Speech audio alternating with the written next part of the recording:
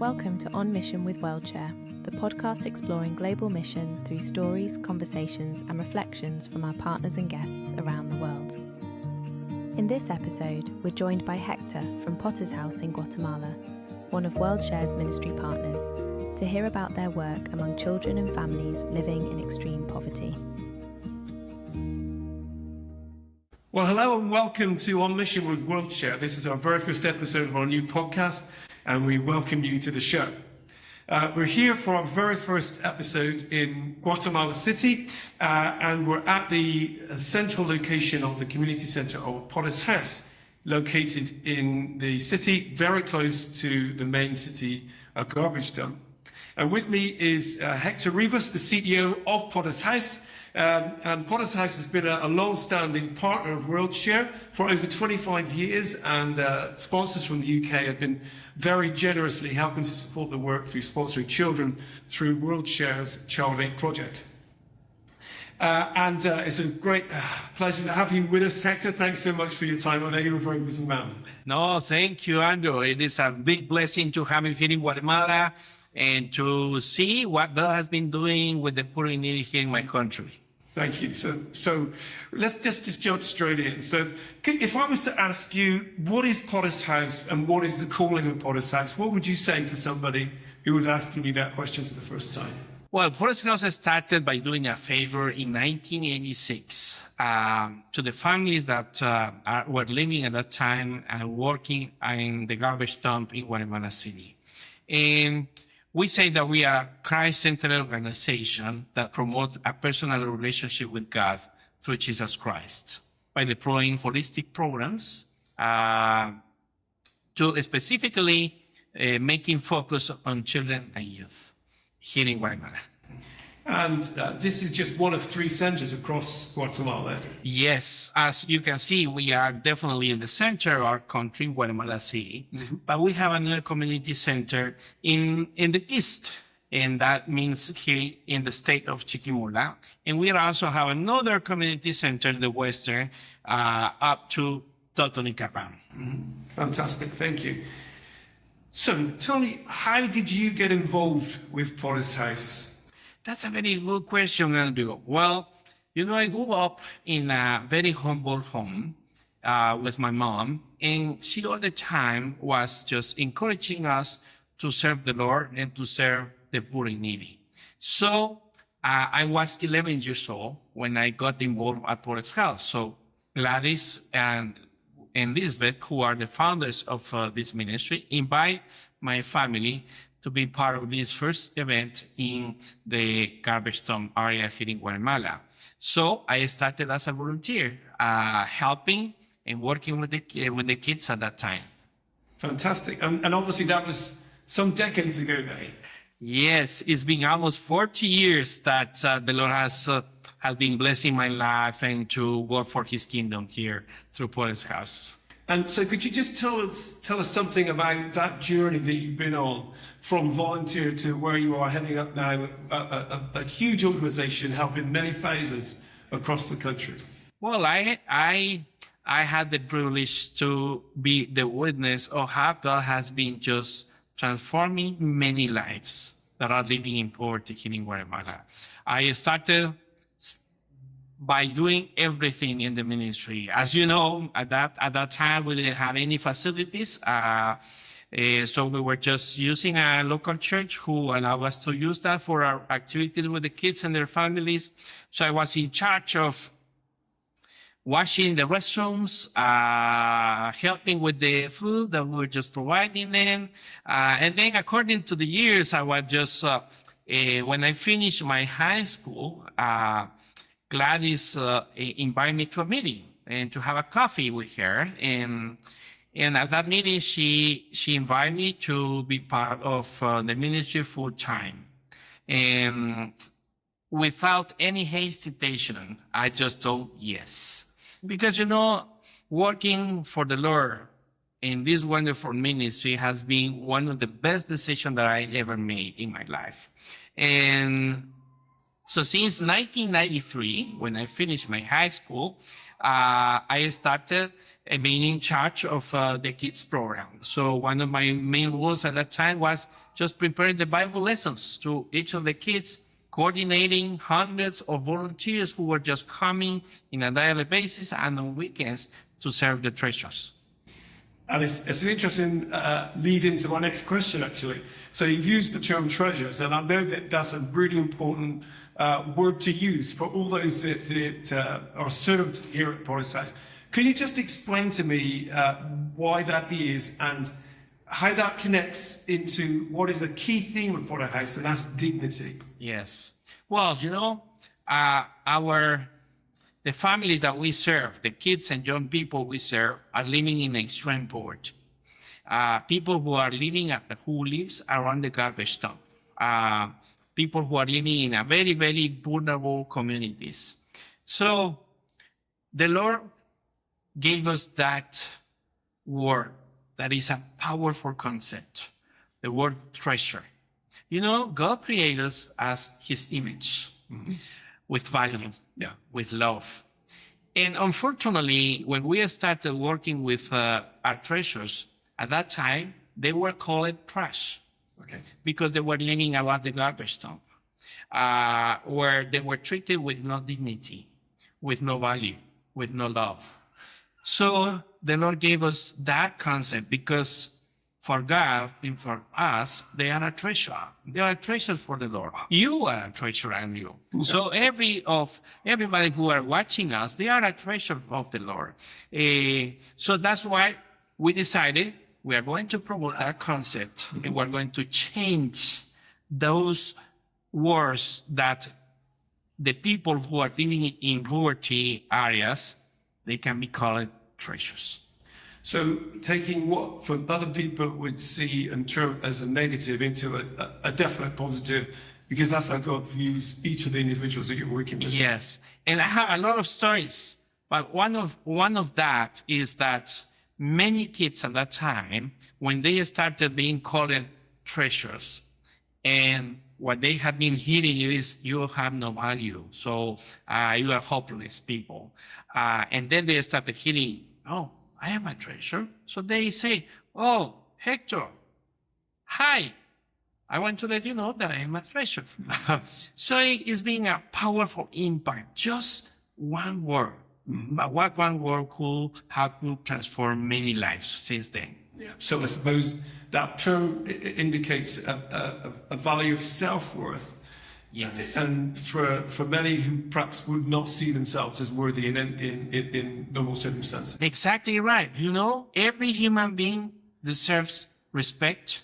Yeah. Every human being deserves food, deserves a good health care, a good nutrition program, a good home where they can feel love. So, and that's dignity. Yeah. So we created by God, and now we are trying to recover that concept to many people that they didn't receive that because they are living in a very poor condition. And so could you give me an example of, you said you've got many stories, of one particular example that comes to mind of how dignity was restored to maybe a family through the work that goes on with the children? Well, a couple of stories is that one that really impacted my life is, we have more than 300 kids coming to our community centers in all over the country, and more than 100 high school students. For many of them, they are their first generation in their families to receive education. Yeah. That's dignity. For many of us who are living all over the world, education is a basic thing, a basic need. But for many of the people that we serve, that's a huge deal. So just providing education, just to allow them to dream and to dream big. Yeah. When they come here, they are hopeless and they have no dreams. They are not being kids, even though they are kids. They are not being kids, so they don't play, they don't have fun. So when they are in our community centers, they have the chance to be kids. And one of the things that everybody do that is dream.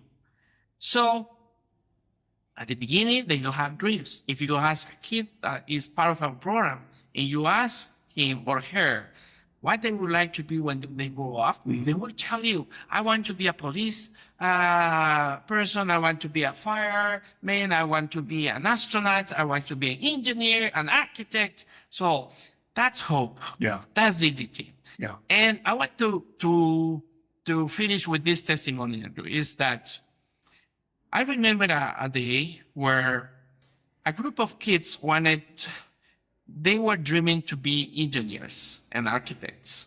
So we have a friend who has a construction company. Okay. And they have engineers and architects.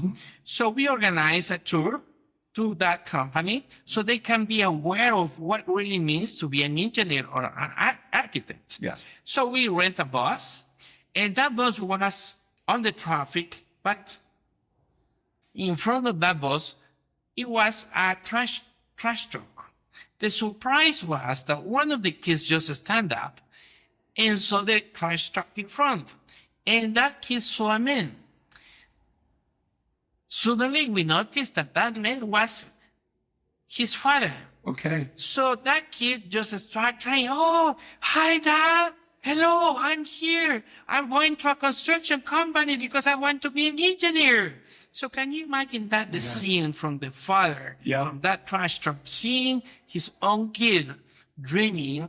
And I remember very well because that father just started speaking aloud, telling, go for it, son. Go for it. You can do that. That's hope. Yeah. That's a transformation. That's a fantastic example, I think, of what you're referring to. One of the things that I've kind of picked up whilst I've been here was a conversation about how difficult it is for particularly girls in the country to not only be involved in education, but to continue education. Can you just explain something about what the challenges are for young girls? And particularly, I heard a story about a question that was asked of one of the mothers as to about why they should allow their daughters to continue studying. Yes. Well, here, statistically, in my culture, parents believe that girl has been born to be in home. Okay. So they have been just created to be in home, to take care of their husbands, to clean the house, to cook, to clean the kitchen. So that's the main role they have. And that is not true. God created girls and women to be fruitful and to be a light in the world. So we have been just promoting that every girl deserves a new opportunity, a different future. So part of our work in our community centers, it is to promote that. And let me tell you that it is not easy to convince the parents that they can allow the girls to come here and to receive education. But little by little, they have been realizing, and they have been just making the conclusion that they say, oh, I think my kids deserve a better opportunity that I received in the past. So more than 50% of our kids that are part of our community center are girls. And many of them, as you say, they are the first girl in their home to receive education in that family. That's fantastic. And yeah, it must be really thrilling to see children flourish in the kind of environment you're providing here. And just so people who are listening maybe have an understanding. So the state does provide some education for all children, is that right? Yes. But the problem is, correct me if I'm wrong, the problem is that the education isn't the best as it possibly could be because of lack of numbers of teachers, resources, those kind of things. Yes. Well, the government does what it can be done, what they can do that. Unfortunately, they don't have all the capacity to really educate all the kids that needs education. So that's why programs exist. And that's why we as ministry believe in education. We believe that people need to receive education to flourish in their own lives. Yes. And one of the things, again, that I've noticed since we've been here is that there's three kind of main principles by which Policy's kind of tries to fulfill its objective and mission. The first is education, as we've talked about.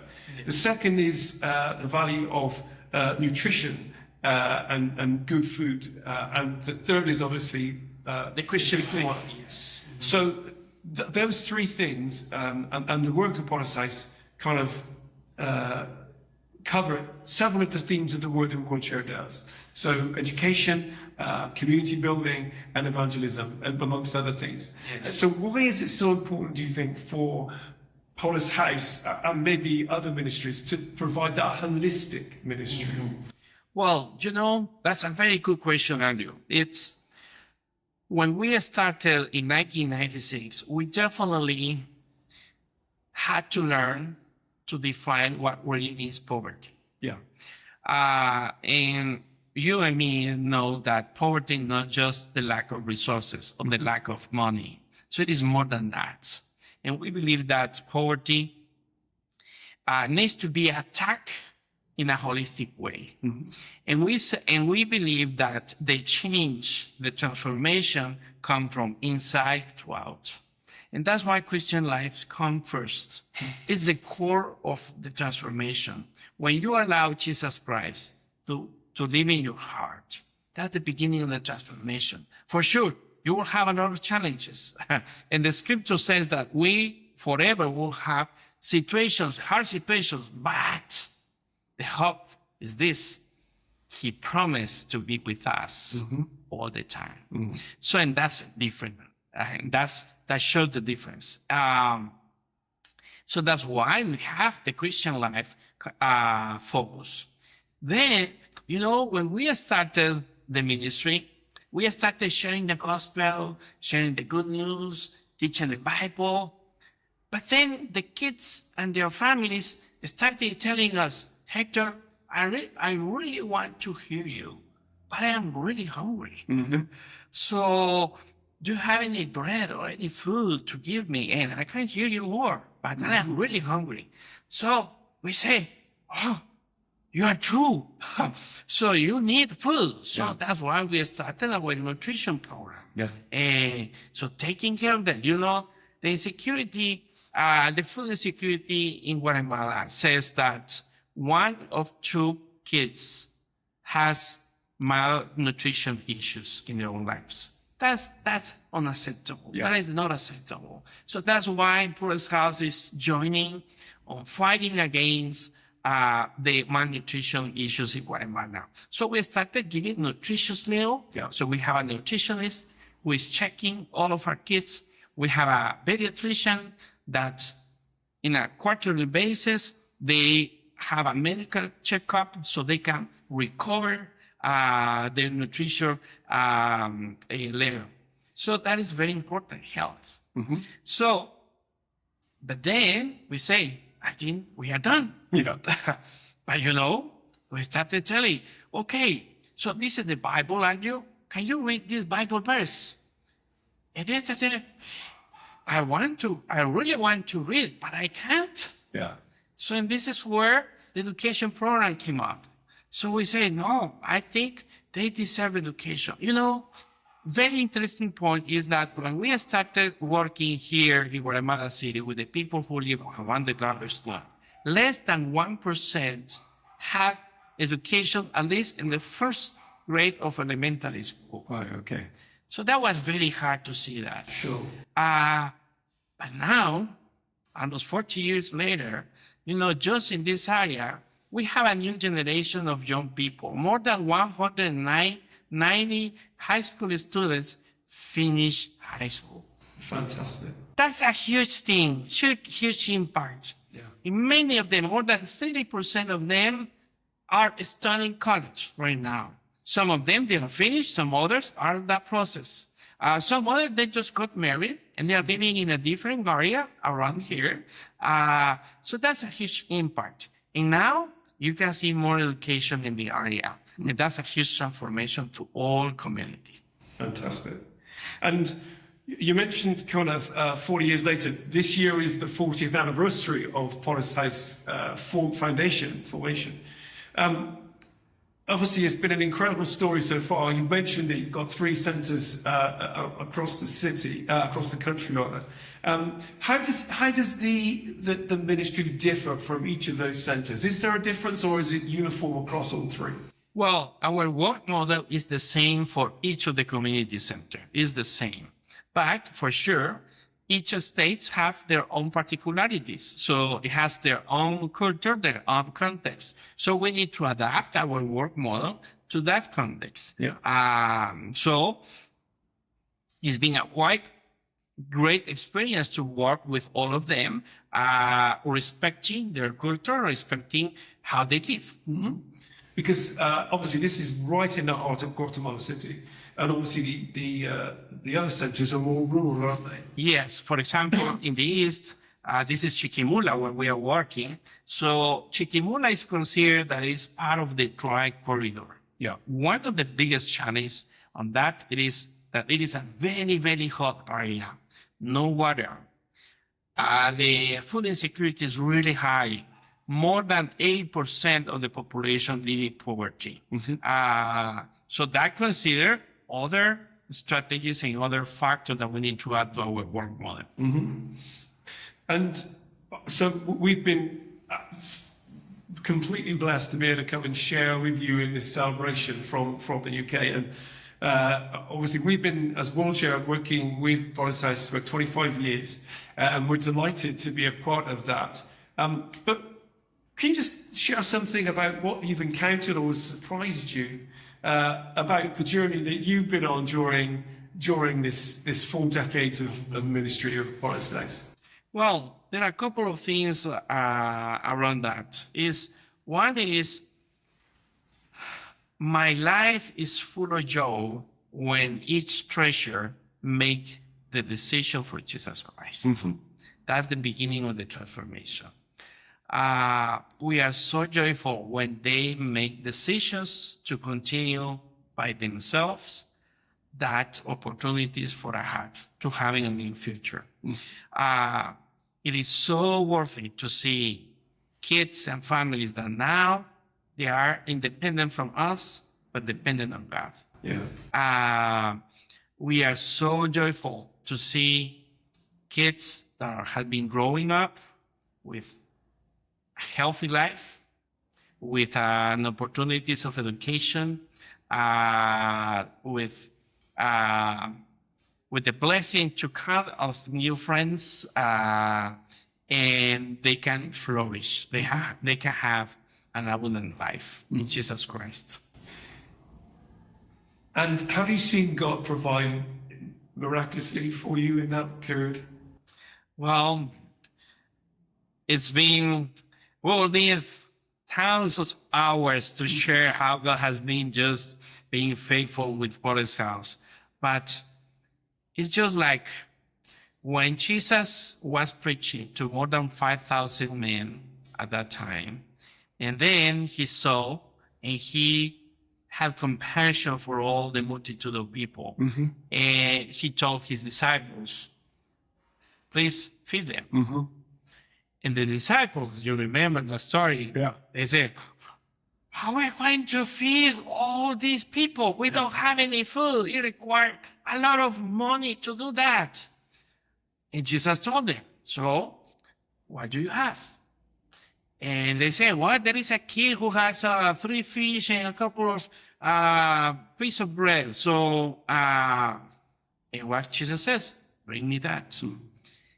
And then we saw a miraculous way where Jesus prayed and praised the Lord, and that food were multiplying to not just feeding the 5,000 plus kids, plus ladies, plus, and there were a lot of leftovers. Yeah. This is how we have been seeing God's faithfulness, supporting the poor and needy in Guatemala. And WorldShare has been part of that. You know, we really appreciate that. We feel that we are working together, fighting against poverty in Guatemala. Yeah. So all our friends who are not allowed to come to Guatemala, but in a very faithfulness way, they are supporting WorldShare to support all the projects here in Guatemala. And people and treasures have been filled up because of that. Yeah, praise God. That's really good to hear.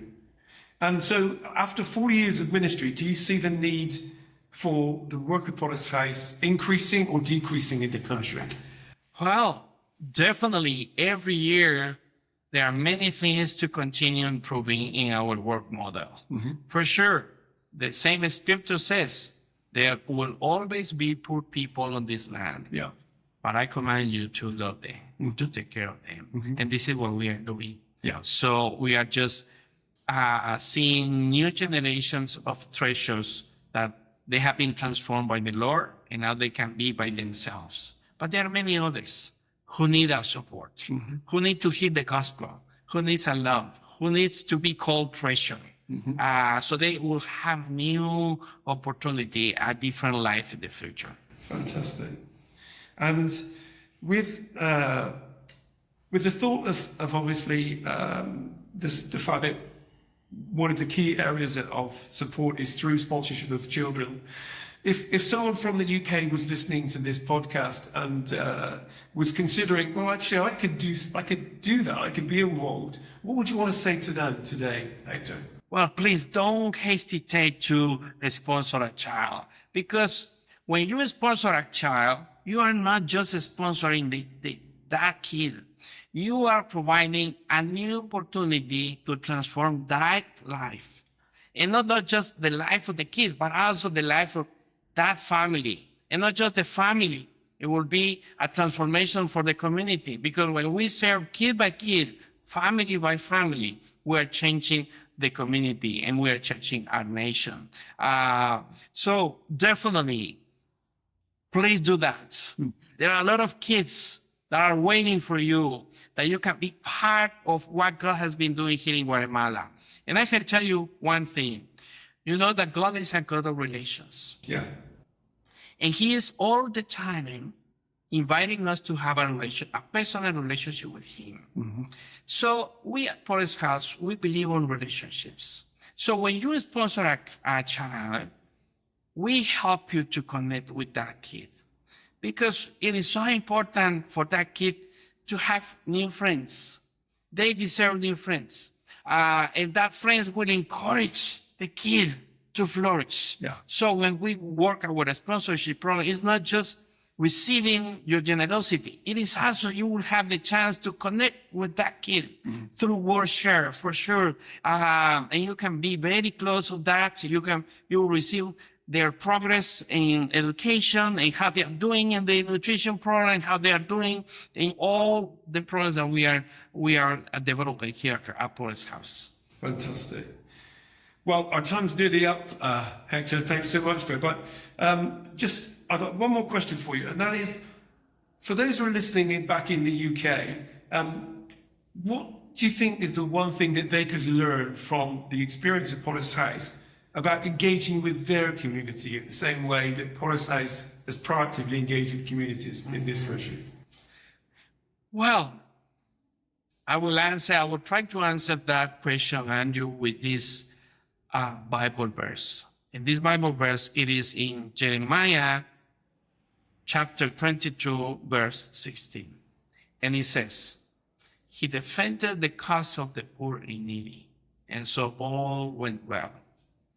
And then a question come up, and it says, is that not what it means to know me, declared the Lord? So if you really want to know God's heart, you can be a defender of the poor and needy. And this is that has been our journey.